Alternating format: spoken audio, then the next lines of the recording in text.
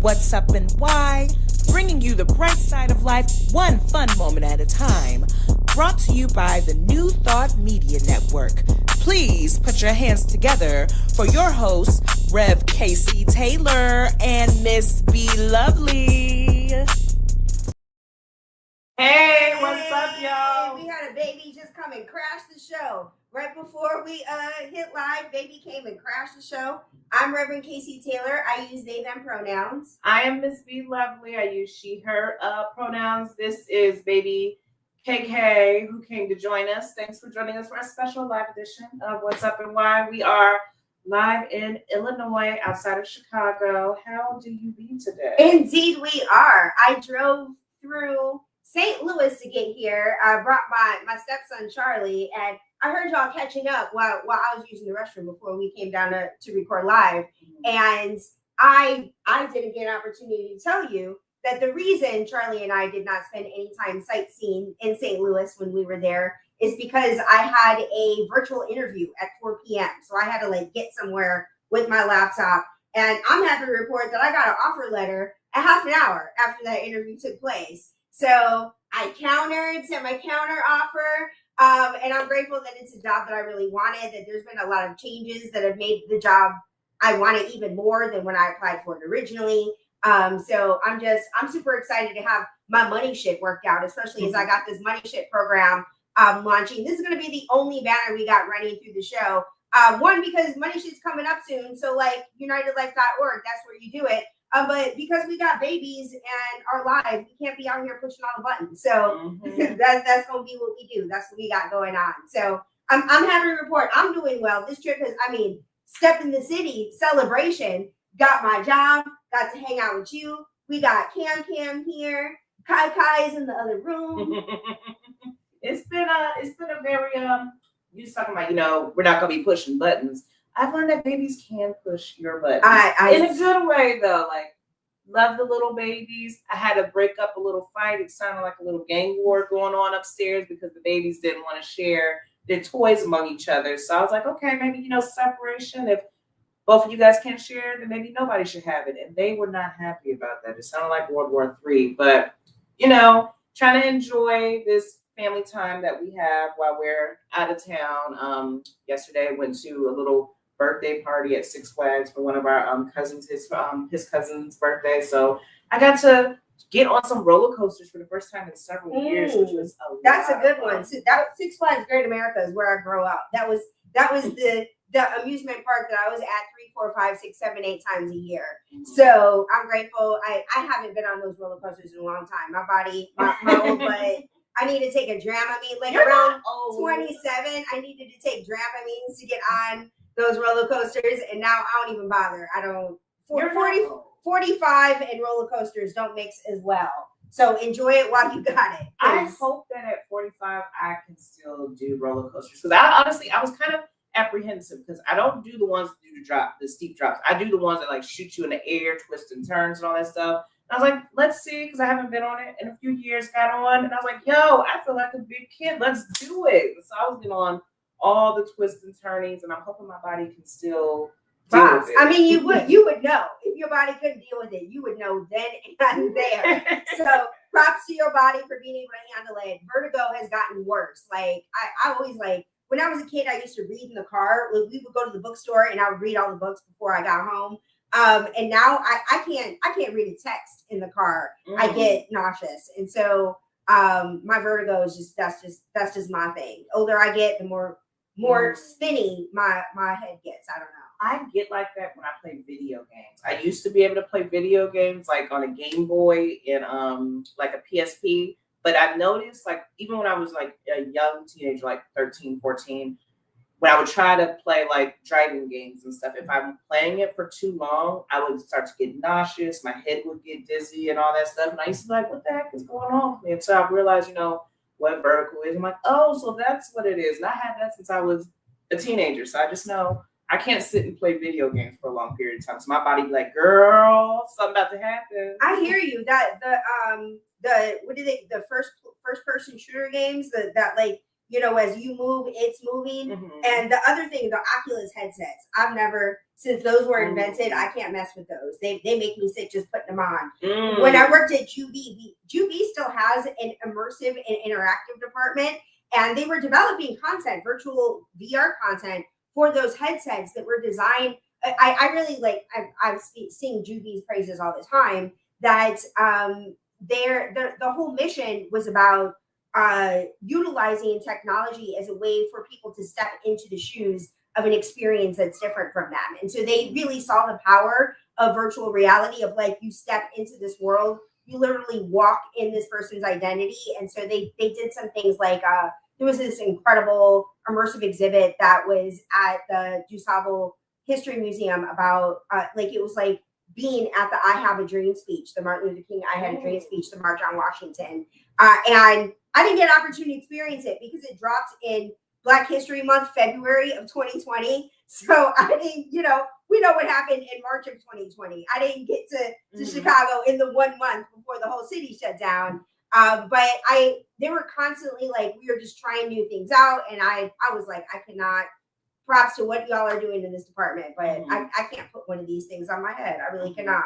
So you just said something that piqued my interest. Everything you said piqued my interest, but there was one word in particular, DuSable. Yes. When you go around Chicago, I see that name a lot. I heard somebody at my job talk about how DuSable basically was like very important to Chicago, but who is this? I'm about to be a bad Chicagoan right now and tell you. And I love this. I love that I'm being called out on the internet, because I think it's important that apparently, we're here. Family Shenanigans is the title of this episode. And being born and raised in Chicago, one would think that I would have ever been to the only Black History museum Chicago has to offer, the DuSable Museum. I've never, ever been, ever. Which I think partially speaks to the schools that I went to on the north side that never, ever had a field trip to the south side for Black History museums. There are many museums on the south side, so it's not the south side of it all. They never ever took us there. And the high school that I went to, predominantly white high school that I went to, the security guard organized this like secret field trip amongst the Black folks, where he would like talk to us in the hallway and be like, on a Saturday. And I was like, no part of me was trying to go to do school things on a Saturday with the security guard. Like, for this man to be pulling me to the side in the hallways, I was like, no, I'm not doing this. And part of that just has to do with like being a safe 16-year-old. Like, just because you Black, I'm not about to go. I don't know anything about what we about to do over here. I don't know you like that. You're the security guard. This is not like the school sanctioned activity. So like for me, that was sketchy as all get out. And so I was like, no, I'm good on that. And it kind of like, I know his heart was in the right place, but it's like, I think about the fact that I grew up, and I've mentioned this on the show, growing up in Chicago, and in a time when R. Kelly was a known predator and nobody cared, that our job as young girls were just to stay away from R. Kelly because we know he's a predator, as opposed to like, somebody, let's not let R. Kelly do this anymore. That like, being born and raised in the city, it was very much like, you've got to take care of yourself. If the security is offering you a field trip that seems like it's on the up and up, and scholastic and for your education empowerment, you may not want to trust him, So like, I didn't know. I didn't know what to do about it. I thought it was weird. Yeah, and it kind of like soured me on the whole, like, no part of me was like, but what's this museum I've never been to? Yeah. Maybe I need to go. Like, that didn't happen. I just like saw it as weird. And because I was one of the few Black, there was no other Black kids in my whole class. So it wasn't like all the other Black kids were like, oh yeah, we're going to go. This is the thing we always do with him. Like I was like, this is just weird. So long story about why I've never ever been to the DuSable Museum and don't know who DuSable is, but grateful for the invitation to maybe on this trip or another one to finally get to that museum. Yeah. Clearly I really need to. Well, it's a good thing that you listen to your intuition, because it clearly led you in the right direction. Because I don't know, it might be great. He may have had good intentions, but it's good to listen to that voice that's, that gut feeling, that voice in your head. And like, as I'm talking about the voice in your head, I just finished 2 Chainz' book, rapper 2 Chainz. 2 Chainz. 2 Chainz.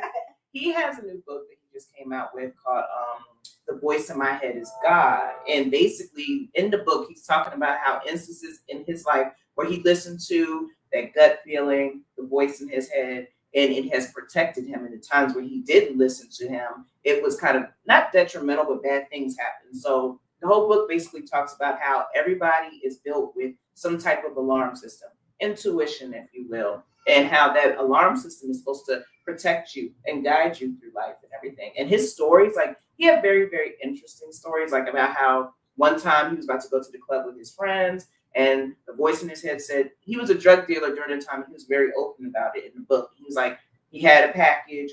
The voice in his head said, you should leave this at home. He's like, nah, I'm just bring it with me. And then they end up getting pulled over by police. So he just, has examples and stuff like that. And I know we've talked about this before. This is the whole premise of making peace with your inner shit talker. Like, it's literally the premise. And I love that I'm finding out right now that you were reading this book and that it leads with that, because the part of the program is including resources. Like, it's not just my perspective of the ways in which I make peace with my inner shit talker. You could read about 2 Chainz's experience of making peace with his inner shit talker and trusting and listening to his inner wisdom. And I haven't officially published a hard copy of the book yet. And part of that comes from the fact that I don't feel like super solid in my book recommendations. So I think maybe this is a book that I need to read before sending out my list of recommended reading around this subject. This is something I need to read. Thank you for putting me on. I think that you would like it. And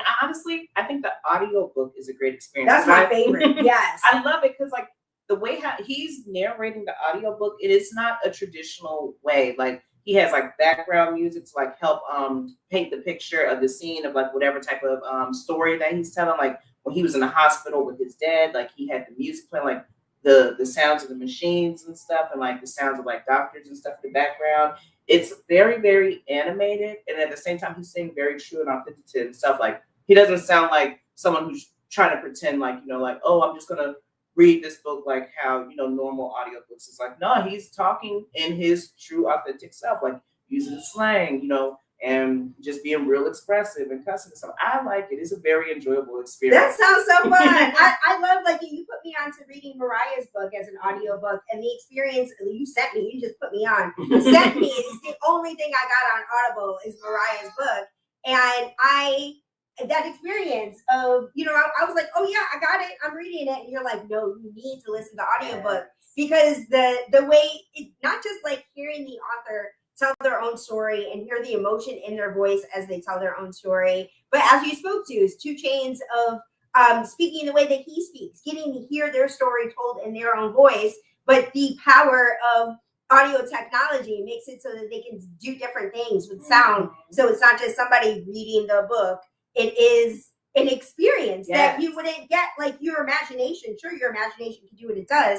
I love that we're having this conversation about audiobooks, especially because like I've been doing a lot of I've been like engaging in more content about reading. I've been participating. There's this Facebook group called Black Girls Read, where somebody would say something like, I'm looking for a book about this, or I'm going through this, what's a good book? Or somebody be like, how does everybody feel about The Bluest Eye by Toni Morrison? And so I get to read a bunch of Black women's comments about what that book meant for them, and I get to share what that experience meant for me. It's kind of like, I don't know, Goodreads. My mom's really into Goodreads, and I've never been into it, but I think maybe I could use some community around reading, because I'm really feeling the call to talk more about books and read more often. Yeah, and it's always fun to be able to talk about the books that you're reading, the books that really impacted you, and then getting some good ideas on like, okay, what's another new book that I can pick up and read and stuff. So that's good that you're in that. I didn't want to join that group. All right. Yeah, I know. Black Girls Read. Like, why wouldn't you? Exactly. It's like I've won Arsenio Hall's memoir now and listening to the audiobook, because I love a good audiobook. And that's a really fun experience too. I bet. I love that you are fighting that difference. Jennifer Lewis, the mother of Hollywood, her audiobook to me was really good. I didn't even pick up the hard copy. I loved her audiobook. I always be playing like, because there was a chapter where it was like called Shoulders Back, Titties Forward. It's like the way how she was saying it in the audiobook. It's like she brought the theater into the book. She does, and that's the whole thing of like certain authors like is great for that versus like I've been listening to more audiobooks because I've noticed for myself that my attention span has decreased substantially in the last 10 years. And I didn't, I'm in my phone just like everybody else in the world is in their phone. And I just really recognized that I can't read a book the way that I used to read a book. And what that's meant is that I don't read nearly as much as I used to.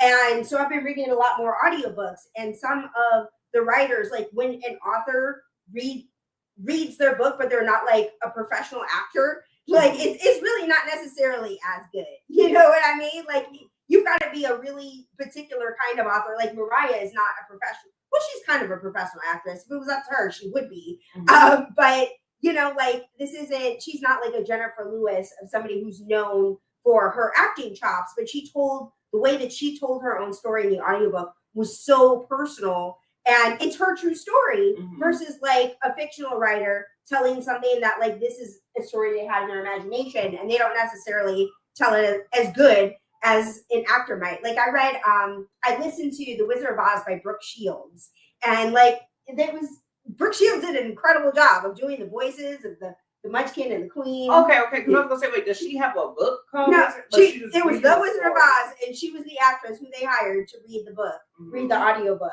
And I enjoyed it very much versus the rest of the Wizard of Oz books in the series are read by this old white man who does puts you to sleep. And he does a terrible job of doing the women's voices. Like, and Wizard of Oz is such a girl story. The main characters are girls, and this British old white man who they hired, I can tell from his voice, and is like the girl voices is horrible. And so I can't even list, like, if I want to read more of the Wizard of Oz book series, L. Frank Baum series, I gotta just read those books because the audiobooks are atrocious. Okay, that's good to know. Also, I didn't even realize that The Wizard of Oz is a girl story, but then you think about it, I was like, yeah, it really is. I mean, Dorothy, yeah, there's all women in there. Like the men are all side characters. And L. Frank Baum did that on purpose. So shout out to him. Learning for something being new proactive. Today. Learning something new. Okay, so we're gonna go into our next segment, Do Better Blues. All right.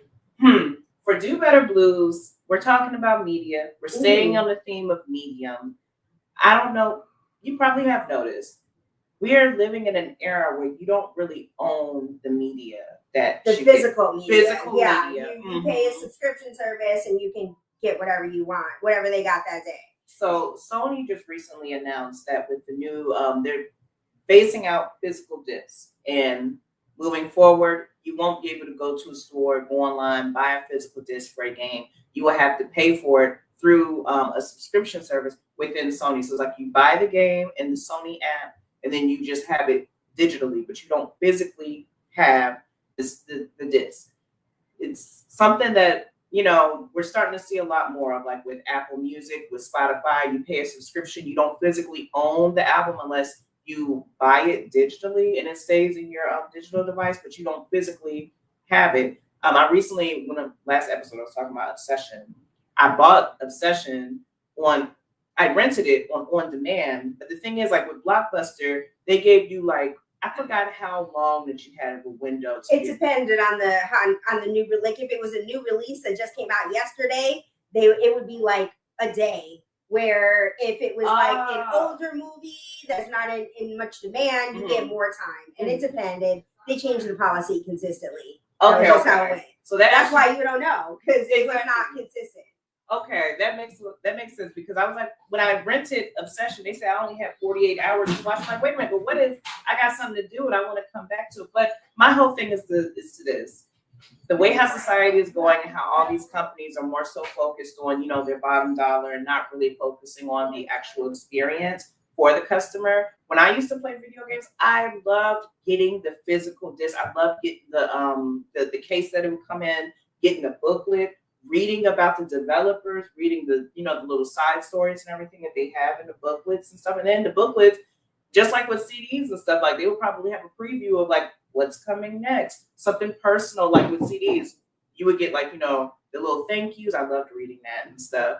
But with us moving away from physical media, owning physical media, I feel like there's going to be more of a disconnect, because for me growing up, I felt more connected to my albums to my games, because when I would be bored in the house and didn't feel like, either listening to music or playing games, I would want to read. And what would I read? I would love to read those booklets. So many booklets that I used to collect and just reading front to back and stuff. And I feel like that really takes away from the experience of that medium of what you're using when you don't get to physically hold it, feel it, maybe even smell it, like with the book and stuff. Like, I appreciate audiobooks. I appreciate Kindle books and everything. There's nothing like opening up that book and smelling the fresh pages, feeling the pages on your hand as you're turning it and everything. I just feel like it makes you feel more connected and value it a lot more. So with Sony saying that they're getting rid of physical discs and you only have to buy it through the system, what if the system goes down?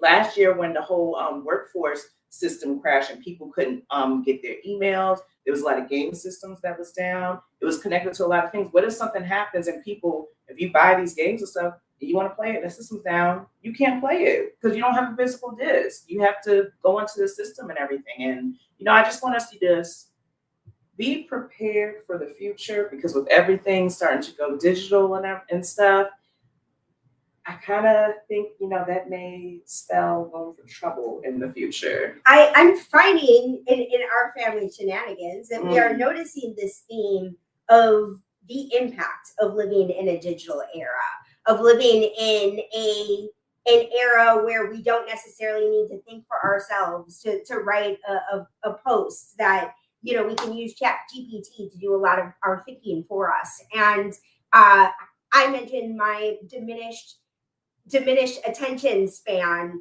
As the deeper I go into the digital era, the more I'm noticing the ways in which I'm losing my ability to focus on a book, on reading and completing a book from beginning to end.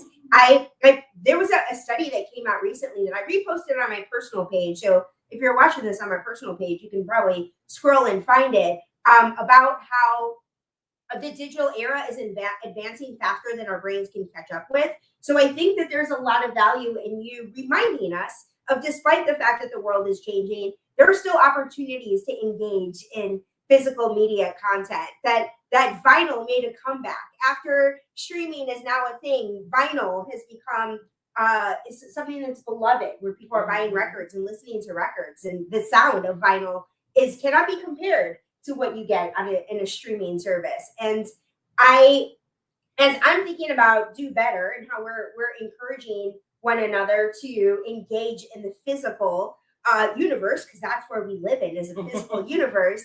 I'd like to give reverence to the United Life Center for Spiritual Living community. This community has allowed for me to live this life of unlimited time off, where I can apply for a whole nother full-time job and still trust it. And they trust me to get done what needs to be done, give me the freedom and empower me to travel to Chicago in the middle of the week. I'm going to be back on Sunday.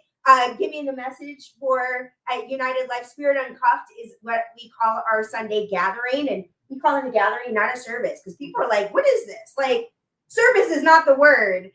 So gathering is the word. And I want to give my reverence, my love, my gratitude for this community that is demonstrating the power of physical community, of showing up to a place live in person on Sunday, empowering each other to live happy, healthy, abundant lives. That's our vision. That's what we do. So the fact that this community, that was their vision before I got there. I showed up and I'm like, oh, this what y'all do? Bet.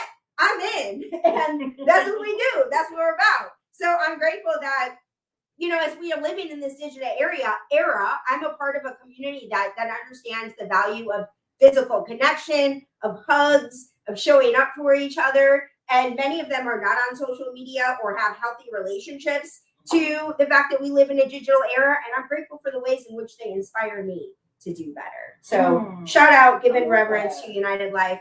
And they are who, I'm doing this Money Shit program. Do you know how many spiritual centers in these here in the United States would let me offer a program called Money Shit and advertise it called Money Shit? Like, it was, I'm in Chicago, I open up my email, and the email, that's the subject line, Money Shit. Like, from your local Oklahoma Spiritual Center. Who would ever anticipate that? So I'm grateful that I get to experience creative freedom, spirit is where this idea come from. I wasn't like, let me be edgy and come up with a prosperity program that makes my spiritual center uncomfortable. I was like, this is what came to me. And my community was like, yeah. And you listen to the voice in your head, the voice in your head. Yes. My inner shit talker was like, what do you think of this? And it was a whole, I've said this in other videos that's on my page it was a whole breadcrumb of starting with having an accessible program. In my mind, it started with 30 days, and then I brought it down to 7 days, 7 minutes, $7. Register at unitedlife.org. Mm-hmm.